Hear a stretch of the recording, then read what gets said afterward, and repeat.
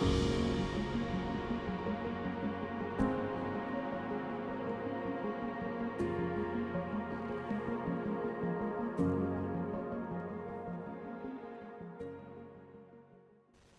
everyone. I'm Deacon Pedro, and welcome back to our continued series during this time of pandemic, Faith in a Time of Crisis. Today, we travel to the eastern United States, and we're joined by Bishop Robert Reed. He's the Auxiliary Bishop of Boston. He's also the President and CEO of Catholic Television. Bishop Reed, it's so good to have you with us today. Great to be with you too, Pedro. It's great to see you again. It's been a little while. And I see that it's nice outside in Boston today. Not too bad. We had some rain earlier today, actually some snow over the weekend, but I think we're moving toward a real taste of spring. Now, for our viewers that might not be very familiar with the situation in the state of Massachusetts right now, what can you tell us about what's happening with the crisis in the Boston area and in the state? Well, luckily, over the past week, the numbers of those who have contracted the virus, those who are hospitalized, and also, unfortunately, the deaths. One death is too many. The numbers are trending down. So we're looking forward to, actually next week, the Commonwealth of Massachusetts, the governor, will be issuing guidelines for the phased reopening of businesses, and with that, of course, the opening of parish churches. Okay, I see. Now, correct me if I'm wrong, but my sense is that the Archdiocese of Boston, it's a very Catholic city, Boston, correct? It is. Traditionally, I would say it's very Catholic. That does not, of course, go without saying that we don't have our challenges, and certainly we have over at least the past 2 decades. But that's life, and we know that Jesus is always with us, even in moments of crisis. Yeah.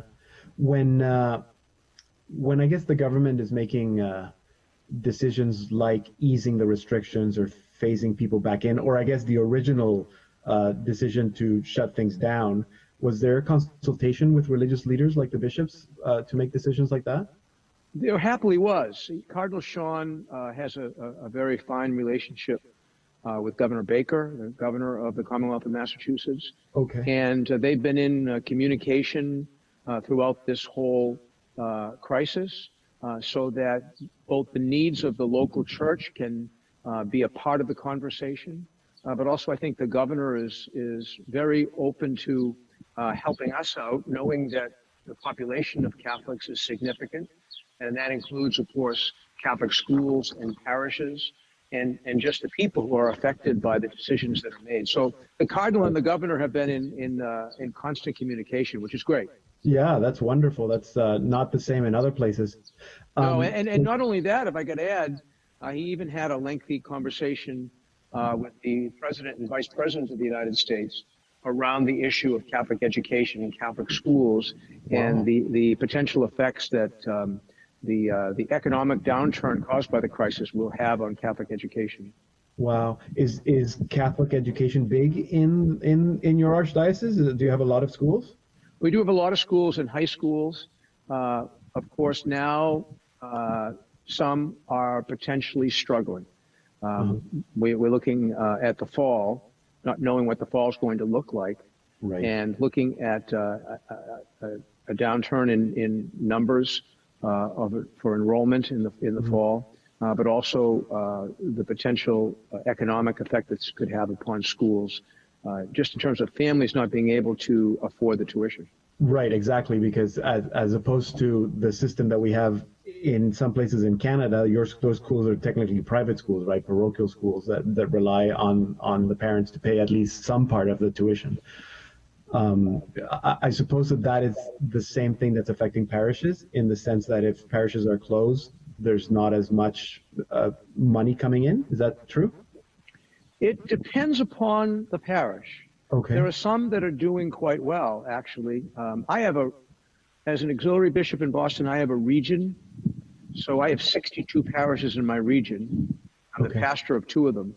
Mm-hmm. And there are some parishes that are doing quite well. They're making anywhere from 75 to more than 100% of their weekly income that would have come through the collection, just Wow. because people are either contributing online, Hmm. or they were doing that even before the crisis hit, Yeah. or they're dropping their weekly envelope off. In any case, there are also some parishes that aren't doing well at all.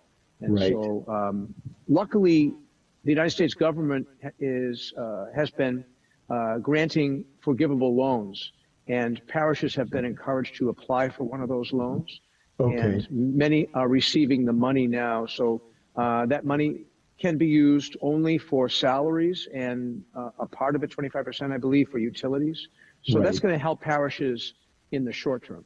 Yeah, at least not laying people off, which I would imagine is going to be a huge fallout of this crisis. Um, how difficult, maybe again for our viewers that might not be familiar, was there a complete shutdown in Boston? Did you have to close masses canceled, close the church? There's no weddings, no funerals, no that kind of thing? There's nothing at all, unfortunately. And the fundamental reason for that is because we have been asked to stay at home.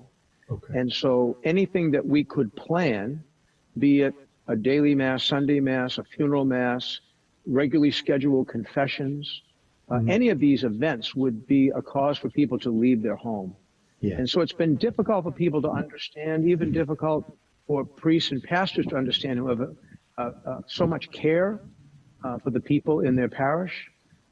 But because of that one requirement, it's been impossible to gather, to celebrate the sacraments, or to pray in any way except virtually. Right. How difficult was communicating that to the people? It's been a challenge. I think now pretty much everyone gets it. Of course, they're all tired of it. Yeah. But there were many attempts to be creative, which unfortunately caused people to leave their homes. And so many of Mm-hmm. those attempts had to be quashed. But we're getting to a point now where there's some hope of beginning to reopen. Hmm. Yeah. Now you're also the president and CEO of Catholic TV. Um, I guess the role of Catholic television is more important now than ever. How have you seen that? What adjustments have you seen that you've had to make in order to fill in that gap? Well, you know that as well as I do, that, we were almost made for this.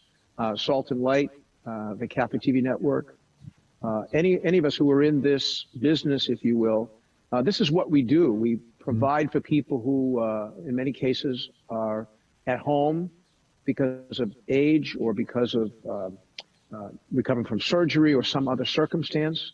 Mm-hmm. We reach out to people who have been estranged from the life of the church for one reason or another. Mm-hmm. And so this estrangement, this staying at home is now extended to a broad swath of people.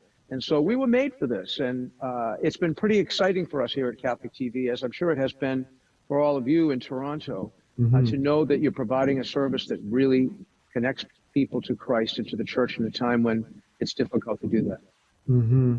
Have you found that it actually, I guess, opens up new opportunities that you didn't have before? It does. We've taken a look at what we do online in terms of our website, podcasting, Mm-hmm.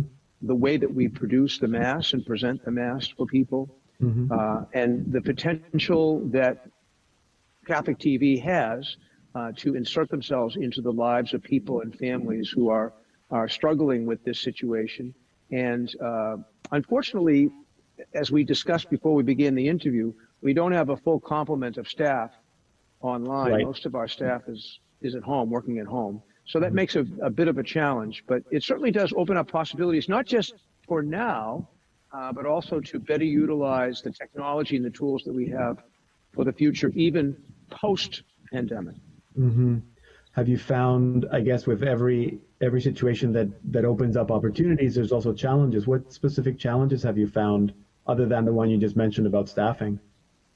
Well, it presents a financial challenge because we're Right. finding that out of the costs of providing our live stream over the various platforms, such as Roku and Apple TV, and on our website, Samsung smart TVs, Amazon Fire, all of that takes an enormous amount of bandwidth, especially when something for us like the Mass goes live in the morning. There are a lot of people watching, and the costs of streaming that Mass are pretty steep. Right. And so that's one challenge that we faced. A second challenge is more internal. We're trying to keep our staff, those who are coming in to man the station, we're trying to keep them safe. And the priests who come in, our chapel is actually right behind me here. Our chapel is in the building. And so the priests come to us. And so we want to keep everybody safe. So we disinfect all the surfaces in the building after the morning Mass and in the morning at the very beginning of the day before anybody comes in. Because if the way we look at it is if one of our staff gets sick, then we're all going to be in quarantine. And that's not going to be very good for running a TV network. No, not at all. And again, just so that we have a clear picture, you're doing daily Mass, Sunday Mass from the cathedral. There's also a Sunday Spanish Mass. How many Masses are you? These are your regular Masses. You haven't added extra Masses, have you? We have not, no. Well, occasionally. Like, for example, this week the Cardinal is celebrating a special Mass for high school graduates. Oh, because it would be around this time next week that they would be having their baccalaureate Mass and graduation. So he did that. We did have one of the auxiliary bishops who was retired in Boston died. And around that same time, 5 priests died, most of whom were elderly. And so the Cardinal celebrated a memorial Mass for them, which was then we broadcast in that same day, so that in particular, the retired priests who are basically in lockdown are going to have a chance to say farewell and pray for these men. Yeah, wonderful. Are you finding that a lot of the programming that you're doing also had to be adjusted, or that the content obviously is catered specifically to the crisis, or do you find that you're able to continue with a lot of your regular programming? We're continuing with the regular programming, to be honest, with a few special productions. For example, on Divine Mercy Sunday, the second Sunday of Easter, we had a live presentation from our chapel to celebrate Divine Mercy Sunday, which concluded with exposition, benediction, and praying the Divine Mercy Chaplet. At the end of the month, we're having a memorial Mass for all of the victims of the COVID-19 virus who might be related to or known by our viewers. So with those few exceptions, we're just doing our regular thing. We were built for this. Yeah, of course. And I know that obviously you're on television and you're very comfortable in that. Has Cardinal Sean OMalley also had the opportunity to use your services to speak to the Catholics in the Archdiocese, to use you in that sense for any specific messages? He has. Well, he's been celebrating the Sunday Mass actually every week from the cathedral. From the cathedral. So that's one opportunity that he has to preach to the people of the Archdiocese. But also he's taken the occasion to record a number of personal messages to groups, one to the priests, one to the deacons, one to the men and women religious. And then, as I mentioned, this special Mass coming up next week, baccalaureate Mass for high school seniors. Yeah, of course. Are you finding that the content that you put on your social media platforms also has had to be adjusted, or are you doing more, or that it's different than what you're doing on television? It's certainly different. It's trying to, I think, those who are in charge of that, because that's all beyond me. I'm getting too old for social media, but I suppose no one in these days is too old for social media. No. But I think we're being more effective and intentional in the use of our social media to bring people to see the wealth of programming that we have, some of which comes from Salt and Light in Toronto, by the way. Yes. So that people can, when they run out of other things to watch on Netflix, they can watch something that infuses life into their soul. Yeah, I guess it is a time where a lot of people that maybe are not people of faith, but are finding that they're asking questions and are needing some guidance. So maybe it's an opportunity to reach a different audience during this time. Without a doubt. Yeah. There's a lot of people looking and watching. Yeah. What sorts of message, or what would be your message that you have expressed already, or maybe that you want to express to encourage the Catholics in the Archdiocese of Boston during this time? Well, we know in the history of the human family and in the history of the church, there have been moments like this, moments of health crisis, pandemics, epidemics, plagues, and through it all, like in every crisis in our lives, we know that Jesus is with us. His final promise is true. I am with you always until the Yeah. end of the age. And we believe that firmly. Uh, it can be challenging to remember that, particularly when, as a faithful Catholic, you cannot receive the sacraments, particularly Hmm. receive Jesus' body and blood in the Holy Eucharist, that you can only make a spiritual communion. But we know that God will see us through this, and that Jesus remains with us, and that the Holy Spirit is obviously working very effectively among the members of the church and using people's creative minds to find a way to keep up the life of the church, particularly domestically, like in your home with your family. And the Holy Spirit is motivating that and helping us. So we're going to get through this. I know we are. I have a great sense of confidence. I will admit to people, I wake up in the morning a little down. It's Hmm. hard for me sometimes to get up in the morning and get going.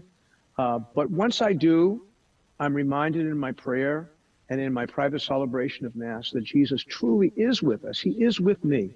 He's Hmm. with those who I serve. And we will be back in church again sometime down the line, Yeah. hopefully sooner rather than later.